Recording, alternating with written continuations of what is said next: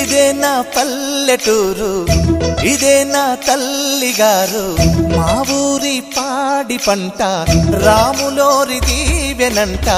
తల్లి గోదావరి నీళ్ళు కడిగ సీతమ్మ పాదాలు, ఊరంతా హాయ్ హాయ్ హాయ్, మనసంతా హాయ్ హాయ్ హాయ్.